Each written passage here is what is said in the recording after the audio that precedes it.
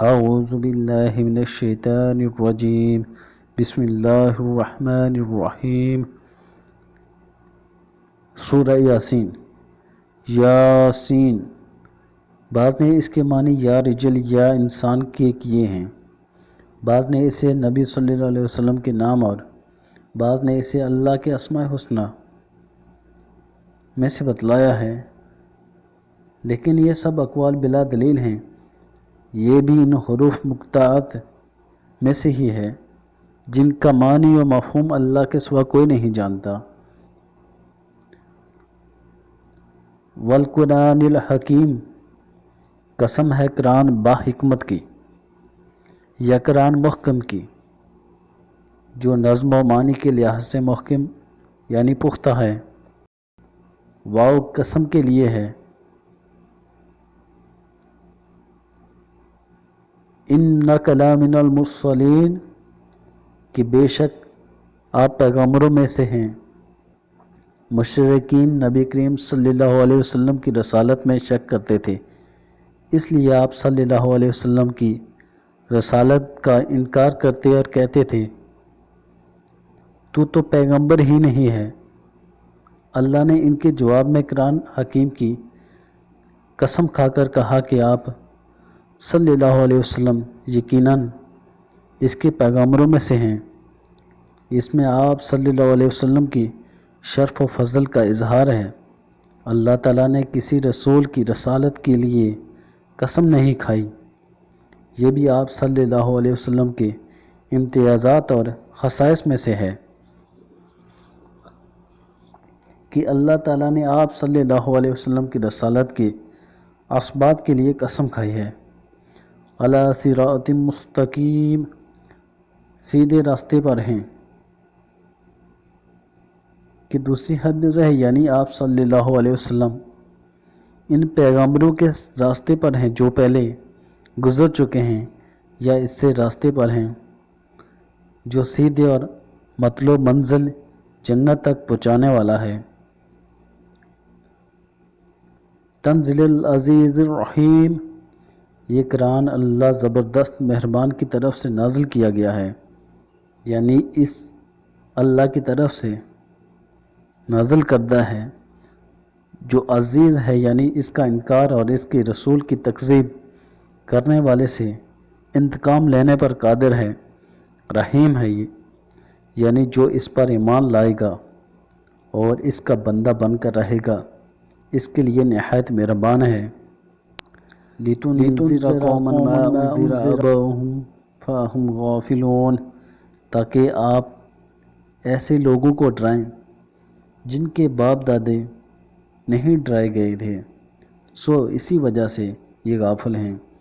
یعنی آپ صلی اللہ علیہ وسلم کو رسول اس لیے بنایا ہے اور یہ کتاب اس لیے نازل کی ہے تاکہ آپ صلی اللہ علیہ وسلم اس قوم کو ڈرائیں جن میں آپ صلی اللہ علیہ وسلم سے پہلے کوئی ڈرانے والا نہیں آیا، اس لیے ایک مدت سے یہ لوگ دین حق سے بے خبر ہیں۔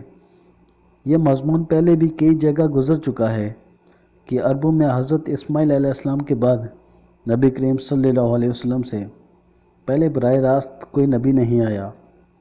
یہاں بھی اس چیز کو بیان کیا گیا ہے۔ لَقَدْ حَقَّ الْقَوْلُ عَلَىٰ أَكْثَرِهِمْ فَهُمْ لَا يُؤْمِنُونَ، ان میں سے اکثر لوگ پر بات ثابت ہو چکی ہے سو یہ لوگ ایمان نہ لائیں گے، جیسے ابو جہل، عتبہ، شیبہ وغیرہ۔ بات ثابت ہونے کا مطلب اللہ تعالیٰ کا یہ فرمان ہے کہ میں جہنم کو جنوں اور انسانوں سے بھر دوں گا۔ الف لام میم السجدہ 13۔ شیطان سے بھی خطاب کرتے ہوئے اللہ نے فرمایا تھا میں جہنم کو تجھ سے اور تیرے پیروکاروں سے بھر دوں گا، یعنی ان لوگوں نے شیطان کے پیچھے لگ کر اپنے آپ کو جہنم کا مستحق قرار دے دیا، کیونکہ اللہ نے تو ان کو اختیار و حریت ارادہ سے نوازا تھا، لیکن انہوں نے اس کا استعمال غلط کیا اور یوں جہنم کا ایندھن بن گئے۔ یہ نہیں کہ اللہ نے جبراً ان کو ایمان سے محروم رکھا، کیونکہ جبر کی صورت میں تو وہ عذاب کے مستحق ہی قرار نہ پاتے۔ اِنَّا جَعَلْنَا فِي أَعْنَاقِهِمْ أَغْلَالًا فَهِيَ إِلَى الْأَذْقَانِ فَهُمْ مُقْمَحُونَ، ہم نے ان کی گردنوں میں توق ڈال دیے ہیں، پھر وہ ٹھوڑیوں تک ہیں، جس سے ان کے سر اوپر کو الٹ گئے ہیں، جس کی وجہ سے وہ ادھر ادھر دیکھ سکتے ہیں نہ سر جھکا سکتے ہیں، بلکہ وہ سر اوپر اٹھائے اور نگاہیں نیچی کیے ہوئے ہیں۔ یہ ان کی عدم قبول حق کی اور عدم انفاق کی تمثیل ہے۔ یہ بھی ممکن ہے کہ یہ ان کی سزائے جہنم کی کیفیت کا بیان ہو۔ وَجَعَلْنَا مِن بَيْنِ أَيْدِيهِمْ صَادًا وَمِنْ خَلْفِهِمْ صَادًا فَأَغْشَيْنَاهُمْ فَهُمْ لَا يُبْصِرُونَ، اور ہم نے ایک اڑان کے سامنے کر دی اور ایک اڑان کے پیچھے کر دی، جس سے ہم نے ان کو ڈھانک دیا، سو وہ نہیں دیکھ سکتے۔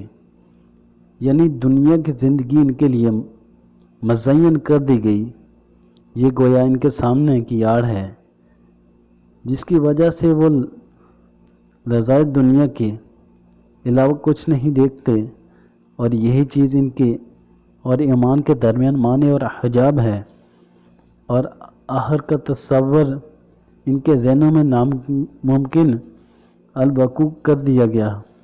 یہ گویا ان کے پیچھے کی آڑ ہے، جس کی وجہ سے وہ توبہ کرتے ہیں نہ نصیحت حاصل کرتے ہیں، کیونکہ آخرت کا کوئی خوف ہی ان کے دلوں میں نہیں ہے، یا ان کی آنکھوں کو ڈھانک دیا، یعنی رسول اللہ صلی اللہ علیہ وسلم سے عداوت اور اس کی دعوت حق سے نفرت نے ان کی آنکھوں پر پٹی باندھ دی، یا انہیں اندھا کر دیا جس سے وہ دیکھ نہیں سکتے۔ یہ ان کے حال کی دوسری تمثیل ہے۔ وَسَوَاءٌ عَلَيْهِمْ أَأَنذَرْتَهُمْ أَمْ لَمْ تُنذِرْهُمْ لَا يُؤْمِنُونَ، اور آپ ان کو ڈرائیں یا نہ ڈرائیں، دونوں برابر ہیں، یہ ایمان نہیں لائیں گے۔ یعنی جو اپنے کرتوتوں کی وجہ سے گمراہی کے اس مقام پر پہنچ جائیں، ان کے لیے اندازہ بہت بے فائدہ رہتا ہے۔ انما تنذر من اتبع ذکر وخشی الرحمن بالغیب فبشرہ بمغفرۃ واجر کریم، بس آپ تو صرف ایسے شخص کو ڈرا سکتے ہیں جو نصیحت پر چلے اور رحمان سے بھی بے دیکھے ڈرے، سو آپ اس کو مغفرت اور باوقار اجر کی خوشخبریاں سنا دیجئے۔ اِنَّا نَحْنُ نُحْيِي الْمَوْتَى وَنَكْتُبُ مَا قَدَّمُوا وَآثَارَهُمْ وَكُلَّ شَيْءٍ أَحْصَيْنَاهُ فِي إِمَامٍ مُبِينٍ، بے شک ہم مردوں کو زندہ کریں گے، اور ہم لکھتے جاتے ہیں وہ اعمال بھی جن کے لوگ آگے بھیجتے ہیں، اور ان کے وہ اعمال بھی جن کو پیچھے چھوڑ جاتے ہیں، اور ہم نے ہر چیز کو ایک واضح کتاب میں ضبط کر رکھا ہے۔ یعنی قیامت والے دن۔ یہاں احیاء موتی کے ذکر سے یہ اشارہ کرنا بھی مقصود ہے کہ اللہ تعالیٰ کافروں میں سے جس کا دل چاہتا ہے زندہ کر دیتا ہے، جو کفر و دلالت کی وجہ سے مردہ ہو چکے ہوتے ہیں، پس وہ ہدایت اور ایمان کو اپنا لیتے ہیں۔ ما قدموا، اس سے وہ اعمال مراد ہیں جو انسان خود اپنی زندگی میں کرتا ہے، اور آثارہم سے وہ اعمال جن کے عملی نمونے اچھے یا برے وہ دنیا میں چھوڑ جاتا ہے، اور اس کے مرنے کے بعد اس کی اقتدا میں لوگ وہ اعمال بجا لاتے ہیں، جس طرح حدیث میں ہے، جس نے اسلام میں کوئی نیک طریقہ جاری کیا اس کے لیے اس کا اجر بھی ہے، اور اس کا بھی ہے جو اس کے بعد اس پر عمل کرے گا، بغیر اس کے کہ ان میں سے کسی کے اجر میں کمی ہو۔ اور جس نے کوئی برا طریقہ جاری کیا اس پر اس کے اپنے گناہ کا بھی بوجھ ہوگا، اور اس کا بھی جو اس کے بعد اس پر عمل کرے گا، بغیر اس کے کہ ان میں کسی کے بوجھ میں کمی ہو۔ اسی طرح یہ حدیث ہے، جب انسان مر جاتا ہے تو اس کے عمل کا سلسلہ ختم ہو جاتا ہے سوائے 3 چیزوں کے: ایک علم جس سے لوگ فائدہ اٹھائیں، 2 نیک اولاد جو مرنے والے کے لیے دعا کرے، 3 یا صدقہ جاریہ جس سے اس کے مرنے کے بعد بھی لوگ فیض یاب ہوں۔